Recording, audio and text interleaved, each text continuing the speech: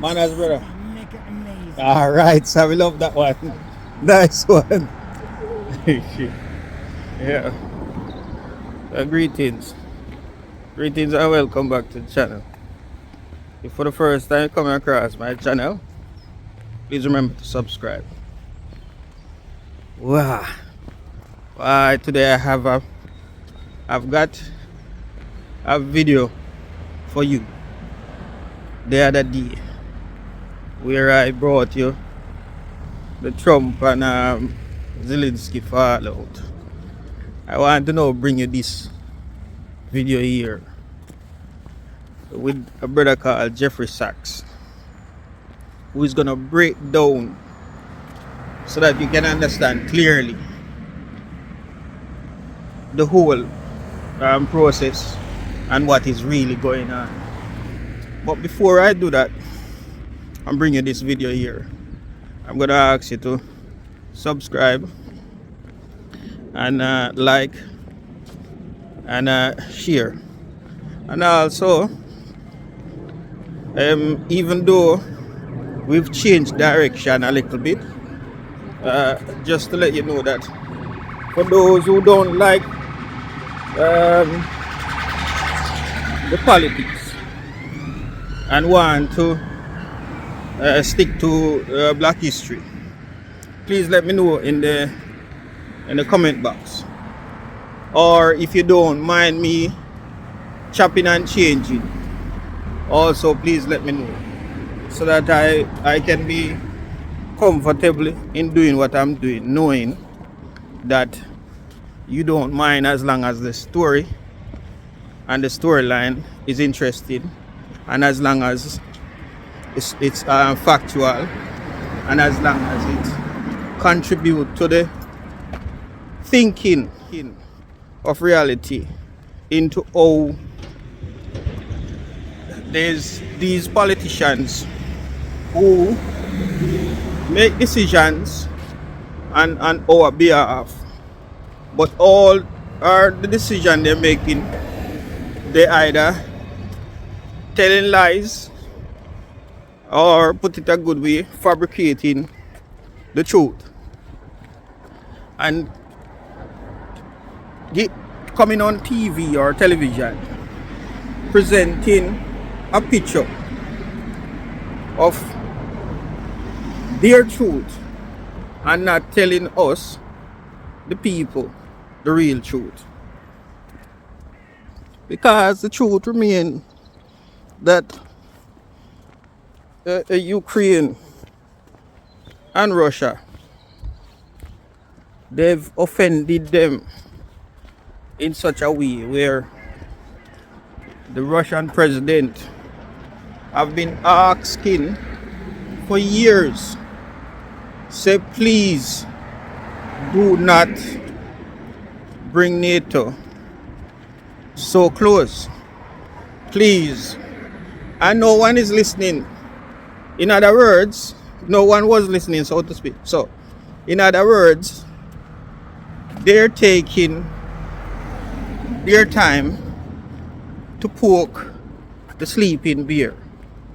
Now that the bear have woken up and decide to start eat and ramp and reach, then everyone is crying out. But it's you saw the bear sleeping, went there with your small stick and start poking the bear. Now that the bear is awake, beware. Also, use common sense and negotiate, because you and I both know what he wants and what is to be done about the present situation that is taking place, and how to stop these carnage by using common sense, negotiation. Thank you. So let's watch this video and let's come back and have a little reason at the end. Reasons for the provocation. I condemn the destabilization of the nuclear framework, which was the most important element of all in this. The United States walked out of the ABM Treaty and the Intermediate Nuclear Force Treaty unilaterally and would not negotiate with the Russians over this. The United States overthrew a government in Ukraine. The United States refused to negotiate with the Russians over basic security issues. This is a tragedy, but the core of the tragedy is U.S. unipolarity assumed by the neocons as early as 1992, put in place by Clinton starting in 1994, and it's been a consistent U.S. policy up until today, basically. And Trump is actually, amazingly, it seems, trying to change it, which is unbelievable for us. Now, again, as I said earlier, I went to Ankara to discuss this in detail with the diplomats. I know the details of what happened. Ukraine left the negotiations that could have ended this in March 2022 with few deaths, and instead there have been nearly 1 million deaths since then. This has been, unfortunately, a game of the United States for 30 years that Zbig Brzezinski spelled out in 1997. The U.S. thought they had the upper hand at every time it was the economic sanctions or the weapons that were going to bring Russia to its knees. It was incredibly naive. I said so for many, many years. In February 2014, the United States participated actively in a violent coup to overthrow Viktor Yanukovych, the president of Ukraine, who favored neutrality. This is very important to understand. The coup took place on February 22nd, 2014. Again, I saw some of this with my own eyes. It was ugly, the U.S. involvement in this coup. U.S. forces paid for this coup to an important extent. They stirred up this coup. This is all well understood. The American role in this has been quite sordid for a very, very long time. The goal, starting back in 1994, was to expand NATO and surround Russia in the Black Sea region. President Clinton signed off on that in 1994. Zbig Brzezinski wrote about it in the Grand Chessboard in 1997, explaining it, and explaining in a chapter that is completely wrong when you look back at it, said Russia will not be able to resist any of this. In 2002, the U.S. destabilized the relationship by unilaterally abandoning the anti-ballistic missile treaty. In 2008, the United States invited Ukraine and Georgia to join NATO, basically over strong objections by the Europeans, but the Europeans went along in the NATO Bucharest summit in 2008 over Russia's brightest red lines. This was all known, understood provocations. All of the diplomats knew it. European leaders knew it. I spoke with them at the time. Everybody understood this. Now, in 2015, the war could have ended with the Minsk II agreements, but the United States and Ukraine, despite the UN Security Council backing, said, no, you don't have to do that. That was not a territorial claim on the Donbass by Russia. It was a claim for autonomy that the UN Security Council unanimously supported, and the U.S. and the governments in Ukraine, at the U.S. behest to an important extent, completely dissed. Biden knew what he was doing. It was a terrible mistake. Terrible mistake of the Democrats, let me say, and of President Biden and his team. And then it's true that Biden and Putin met in 2021. In December 2021, President Putin put on the table a draft U.S.-Russia security agreement. It was a completely negotiable document. I spent quite a bit of time speaking with the White House about that document. There should have been negotiations. The U.S. rejected negotiation over the central point, which was non-NATO enlargement to Ukraine. Then in March 2022, just days after the start of Russia's invasion, but by the way, the war had been going on for years, but this escalation in starting February 22nd, 2022, just days after that, they went to the negotiating table. And they came very close to an agreement until the U.S. and Britain stopped it. Boris Johnson, one of the most irresponsible politicians in our modern time, explained it explicitly later. He said this is a war about preserving Western hegemony. Yes, this was a proxy war against Russia. This was the plan all along. And the U.S. and U.K. told Zelensky, basically, leave. There's so many interesting things to say about Chinese statecraft and about U.S.-China relations. One place to start is that President Trump said yesterday or the day before this Ukraine war, it's not about, we shouldn't be doing this. We have this big, beautiful ocean between us and the Russians. We're not in conflict with each other. Well, the Pacific Ocean is a lot bigger. China is not in a million years going to invade the United States, and the U.S. can't invade and defeat China. It's very simple. The two, if we're misguided, could provoke each other. The United States could do in East Asia what it did in Ukraine. The obvious analogy is Taiwan.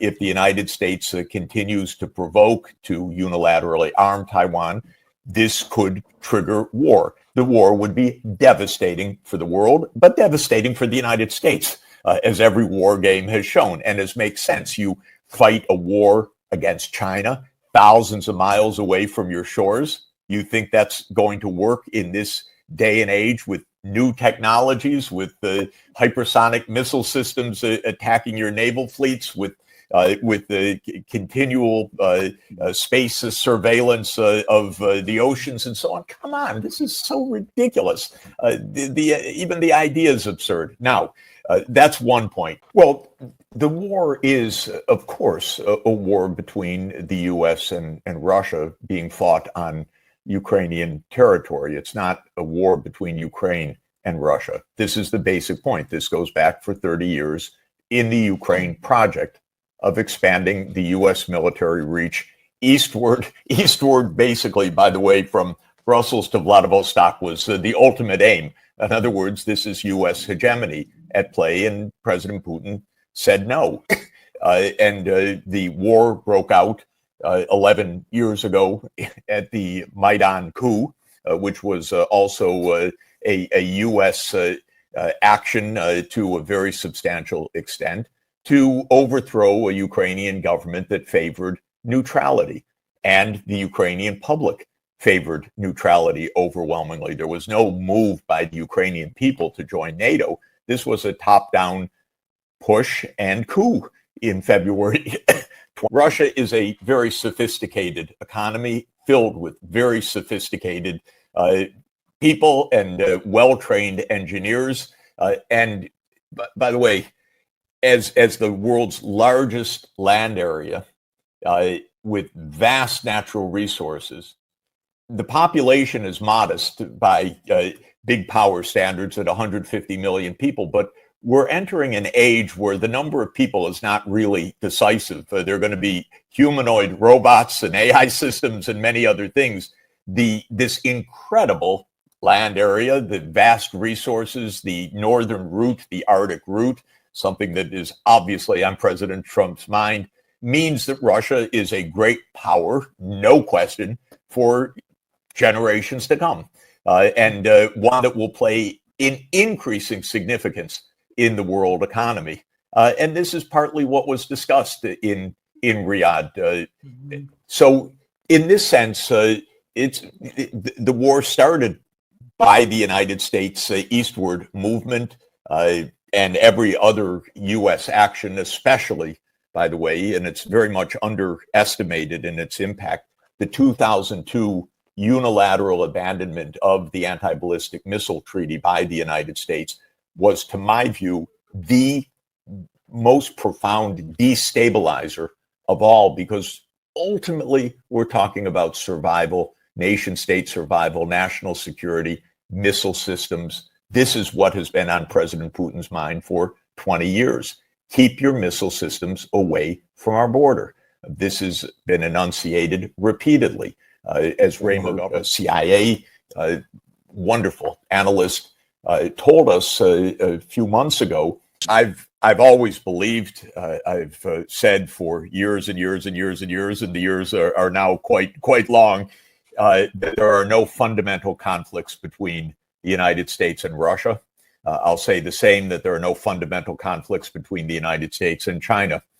It seems that President Trump is pursuing that approach, which would mark a dramatic change of American foreign policy, a fundamental change, I would say, that is a break with the last 33 years.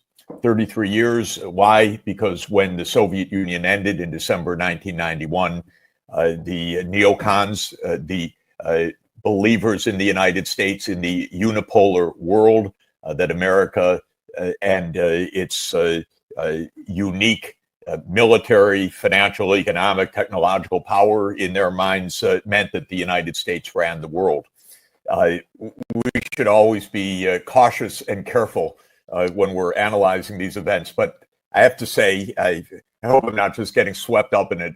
It seems pretty momentous what's happening right now. It seems more than the news cycle or the spin cycle.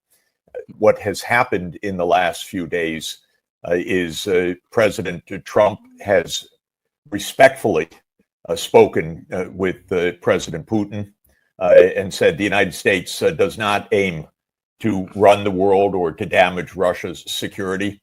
The United States government has acknowledged that NATO will not expand to Ukraine and to Georgia, which was part of a 30-year game played by the United States, very dangerous and violent game. And more than that, it was not only picking up the phone or having a discussion or having a meeting in Riyadh, but actually a rather impressive, it seems, move to normal relations, a restoration of economic relations, as you said, a new chapter, we hope and pray, for a stability of the nuclear arms framework. President Trump made remarkable statements, brief statements, but remarkable statements about three-way negotiations of Russia, China, and the United States to reduce nuclear arms, to avoid an extraordinarily dangerous and costly, quote, modernization of nuclear arsenal. There was another extraordinary statement by President Putin's spokesperson, Mr. Peskov, who said, our concern is not about Ukraine joining the European Union. Our concern is about military, security, NATO. This is quite different. Extraordinary, such a statement. So clear, of course, extraordinary in the context that it's so rational. I've always believed that. I've always said that Europe's greatest mistake was to co-locate NATO and the European Union in the same city. Almost an accident, by the way, when NATO headquarters left Paris. Shouldn't have gone to Brussels, but increasingly NATO and the EU became the same thing, to Europe's devastating consequence, because Europe lost its foreign policy, lost its autonomy, lost its sense, lost its voice, doesn't understand what's going on. And when you ask me, I'm here in Brussels, I was at the European Parliament yesterday. There is so much confusion in Europe because it's been years and years and years in which Europe simply gave away its foreign policy. So they don't have diplomacy. They don't know how to have diplomacy because they're so rusty at it.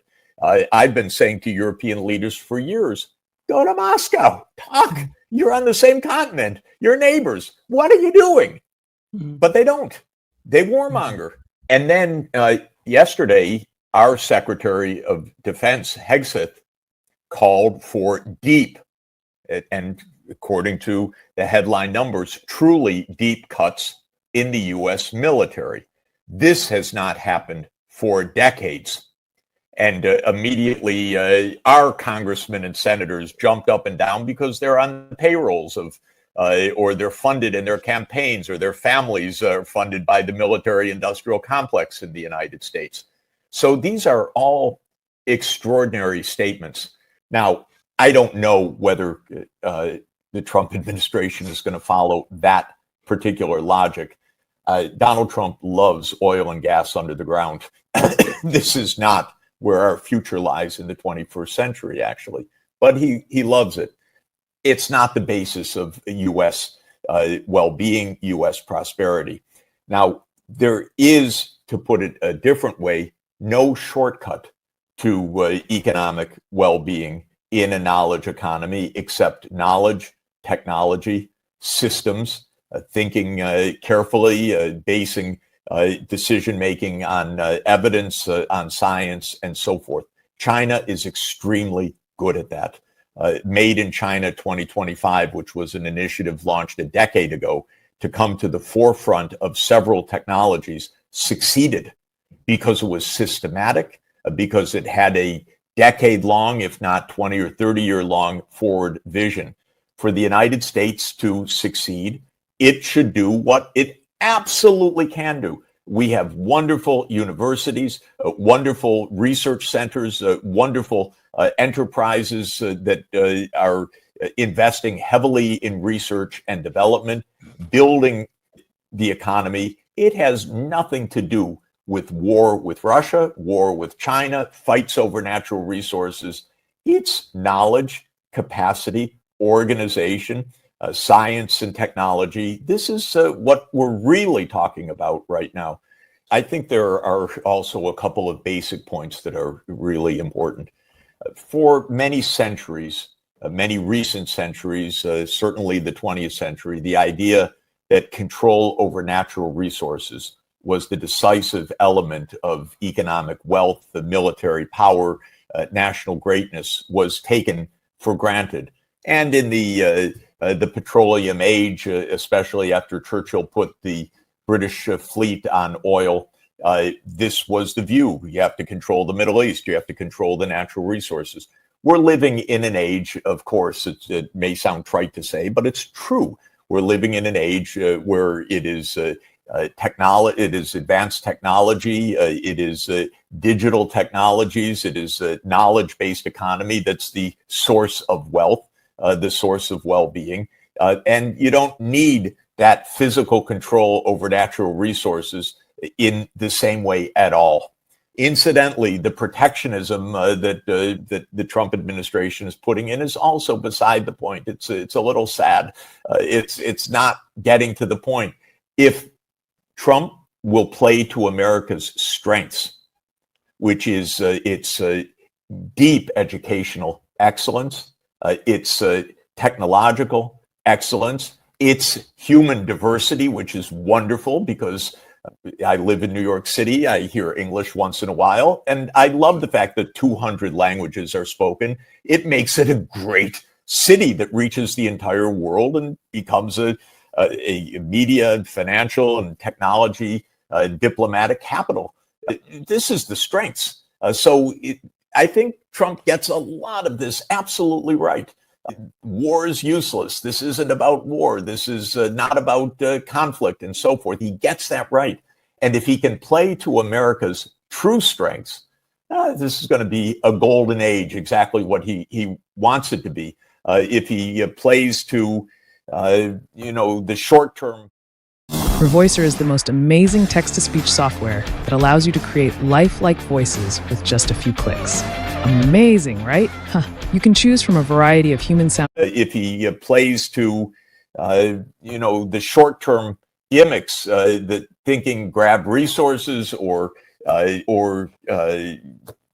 somehow protectionism or something else, it will not quite work the same way. So one of the subtexts of the last 30 years was not only U.S. hegemony, but also make sure that there isn't a close German-Russian relationship. And that's, of course, the essence of the U.S. opposition to Nord Stream and to natural economic trade between Europe and Russia. And the United States broke it. And the Europeans basically worked for the United States during that period against the interests of Europe. Now they're recognizing, my God, what are we supposed to, I mean, they're not quite recognizing, they're shell-shocked. They're completely bewildered of what's happening. What's happening is very sensible, which is we're pulling back from the brink of World War III. This is great news. There's no question about it that it's great news. And as you say, they can't even figure out that it's good news. And Europe is one of the huge, complete puzzles in all of this. Europe is, it's 450 million people. It's got an economy in purchasing power terms of about $30 trillion. This is a big, important place without a foreign policy. It's rather amazing. Now, yesterday, interestingly, in the parliament, I can't speak for more than those that I met, and it was a peace group that hosted the meeting, but there were many members of many of the political groups at this talk that I gave. Something will change even in Europe. Of course, they're completely bewildered because van der Leyen and Kallas and everybody else in the European leadership staked everything on a militarist, confrontational, U.S.-led, Biden-esque, deep state U.S. approach, and it's gone suddenly. And so they're all out there without any scaffolding, without any sense, without any direction. They don't know what they're doing, but they are realizing something different needs to be done. This is the tragedy. Germany and Russia are absolutely complementary economies. Russia, with its combination of technology and incredible engineering sophistication and vast natural resources, and Germany with its industrial base, fit together economically. It's an incredible combination. The United States hated that idea, the deep state. Well, the war is, of course, a war between the U.S. and Russia being fought on Ukrainian territory. It's not a war between Ukraine and Russia. This is the basic point. This goes back for 30 years in the Ukraine project of expanding the U.S. military reach eastward. Eastward, basically, by the way, from Brussels to Vladivostok was the ultimate aim. In other words, this is U.S. Henry Kissinger, that to be an enemy of the United States is dangerous, but to be a friend is fatal. Okay, so let me repeat that for Europe. To be an enemy of the United States is dangerous, but to be a friend is fatal. Not even going to try to analyze it. What happened to the Ukraine president was a complete ambush. And it happened right on national TV. And you who say you are president or prime minister should take note. Anyway, thank you for watching and have a great day. Please remember to like, share, and subscribe. To the thing, people are not subscribed. Please subscribe. And the